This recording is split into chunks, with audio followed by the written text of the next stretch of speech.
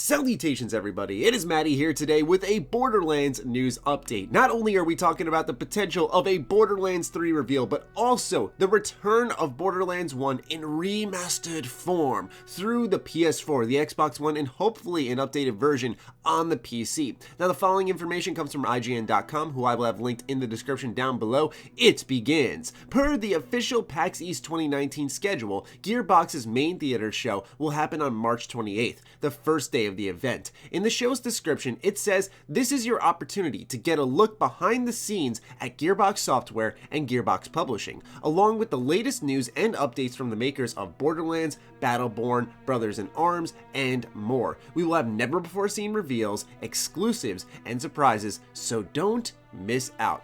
Naturally, when you see the sentence, makers of Borderlands, Battleborn, Brothers in Arms, and more, alongside never-before-seen reveals, our heads are only going to go to one area, and that is the long overdue Borderlands 3 reveal. Now, a couple of PAXs ago, Randy Pitchford actually came out and showed off a tech demo, what they would, I imagine, be working on Borderlands 3 with, but a lot of people assume this is a Borderlands 3 tech demo, and that it also somewhat confirmed Tiny Tina, or at least an older version of her, being a playable character, which, fingers crossed for that still, man. I hope to God she is a playable character, but I imagine that this will be the place we finally see Borderlands 3, and alongside that, a Borderlands 1 remastered reveal. Now, we have a lot of evidence pointing to both of these happening, more so the Borderlands 1 remaster, which seems long overdue after the Handsome Collection and also all the leaks that have happened for that, which I will also be covering. But let's take a look at Borderlands 3. Gearbox has openly admitted they're working on the game in the past. We've seen Randy Pitchford mention it plenty of times. We know Borderlands 3 is happening. It's a matter of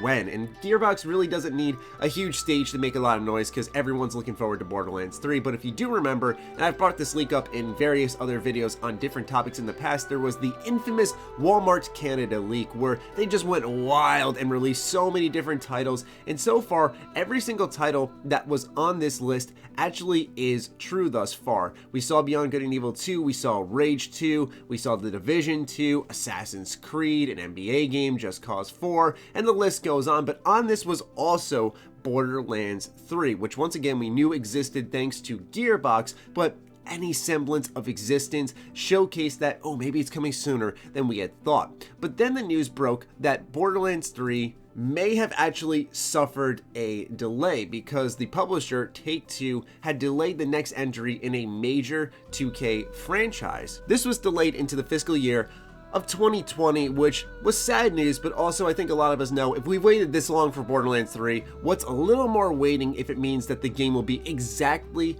what we dreamed of. Now, I personally am expecting a Borderlands 3 reveal alongside a trailer, but also on top of that, the immediate release of Borderlands Game of the Year Edition. So basically, the way that we got the name Borderlands Game of the Year Edition is it begins with a listing leak. Back in spring 2018, Borderlands Game of the Year Edition surfaced on the Korean ratings boards. These kinds of leaks often predate official announcements, but that was the last we had heard about Borderlands Game of the Year Edition until January 7th, 2019. Reported by Gematsu, Borderlands Game of the Year Edition was rated by the Taiwan Digital Game Rating Committee for the PlayStation 4 and Xbox One. The post also listed Blind Squirrel as the developer. For those who don't know, Blind Squirrel is one of those studios that tends to assist on all various projects under the 2K brand. So we can see Mafia 3, XCOM 2, BioShock the Collection, Trove. But to me, the most standout one there is obviously BioShock the Collection, the collection of remastered titles brought to the PS4, Xbox One, and PC. And I imagine they will also be working on the Borderlands 1 remaster to help bring that game back from the past into the present. Now, while I personally think a ratings board leak is more than enough to help confirm the existence of the game, a trophy list certainly doesn't hurt. Now, don't worry, this is spoiler free, but pretty much we see a trophy list here which has Devil May Cry listed. We also have Borderlands Game of the Year Edition, Anthem, Dirt Rally 2.0, Far Cry New Dawn, so a relatively new trophy list. Furthermore, that same account had actually clicked on the Borderlands Game of the Year Edition trophy list, and we can see right here, it is in fact legitimate. It is sitting right there. There is the updated picture for the box art.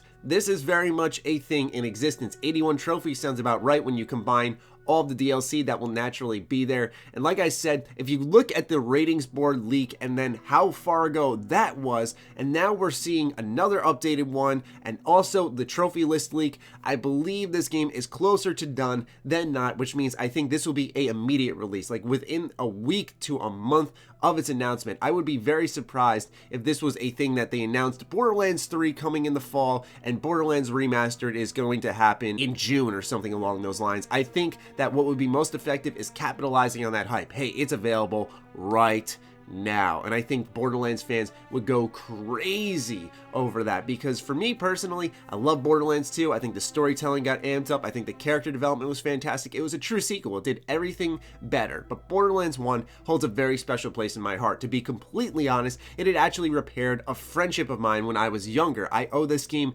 quite a bit. I have one of my best friends because of Borderlands 1. So there is a lot of nostalgia there. There are some feels attached to it, but more than anything, I enjoyed the heck out of this RPG shooter. I personally think that some quality of life changes really need to come to this game. I've been talking about that type of stuff a lot, most recently with Fallout 3 in a lot of my videos for those of you who watch consistently, but pretty much the reason I say that that game needs to be touched up is because there's a Games for Windows live screen for PC users that you have to work around with mods, and it makes it pretty much outdated version. The thing that happens with Borderlands 1 I noticed a lot when I was playing on PC is there was a lot of screen tearing, and also it needs an FOV slider, okay? As I started to see FOV be implemented into more games, I used to change it a little bit in my Bethesda Game Studios games through the console commands. I tweaked it in Apex Legends, and over time, more and more, I have become that guy who just wants his FOV pulled out a little bit more, and I want FOV sliders in every damn game that is first person, and Borderlands 1 desperately needs something like that added. These are quality of life changes I imagine we can safely expect, although I can't imagine it's always a guarantee, because we did have a current game, Fallout 76, originally launched without an FOV slider, which really bugged a lot of people. In fact, I think it was tied to the game's window, so when you zoomed out, the window shrunk or something like that. It was not a pretty moment. So Borderlands 1 Remastered, I am personally ridiculously excited for. I've actually just picked up my old playthrough of Borderlands 2 on the Handsome Collection, and I'm going to go back and play pre-sequel.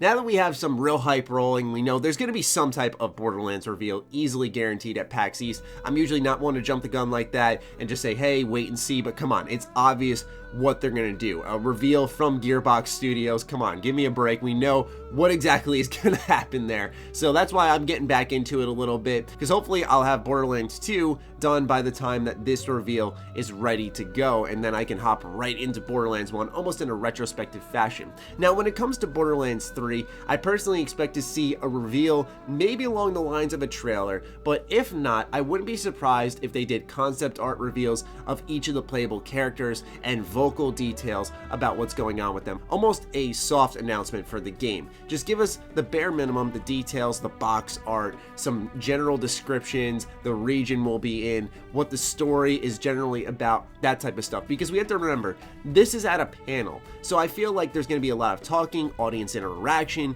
interviews, questions and answers, and that type of stuff is usually best associated with the developers just sitting there giving answers rather than actually showing stuff off, which is something I would not prefer, but I imagine is a lot more realistic given the scenario that Gearbox is in. But still, I really do expect a trailer of some kind, because that just makes the most sense alongside an announcement. And naturally, as you can all expect in Matty fashion, I will be dropping an in-depth analysis right into your sub boxes on March 28th, provided it is Borderlands 3. I don't think they're just going to do a Borderlands 1 and that's it and walk away. While that would be a sign of life for the franchise and show, okay, they're doing something with it, it would kind of remind me of where BioShock is at, where they're like, okay, they're going to remaster stuff and then do nothing with the current franchise at all. Where I think that Borderlands is going to be more popular than BioShock in the long run. I imagine 2K knows this, and so they're going to run with Borderlands while it's at its most popular. I mean, when you think about it, man, it has been 7 years since Borderlands 2. And I mean, I know the pre-sequel came out afterwards. I don't know about you guys. I personally wasn't head over heels with it. In fact, now that I really think about it, I had actually played that game till I was about level 20 and then never finished it. So maybe now's the time to actually give that a whirl and try to wrap that up. But there was just something about the writing and the world space itself, being on the moon, just wasn't as gripping as I had imagined during the pre-release cycle. So maybe now's a chance to give it a shot, but I digress. I'd love to hear your thoughts on all this information in the comments down below. I'm looking forward to really getting back into Borderlands. I took a break from my coverage because there was nothing really of substance to cover, but now we actually got something to go off of, and it's full speed ahead on that hype train. What a great week for gaming news it's been between Cyberpunk, Fallout, and now Borderlands. I mean, this is a week straight from heaven, man, I swear. So I'm looking forward to reading your comments down below. Other than that, follow me on Twitter, like me on Facebook. Those links are in the description down below, along with my Patreon. Do consider supporting that as it fuels all the content I create here. Stay sexy, stay active. I love you all. Peace.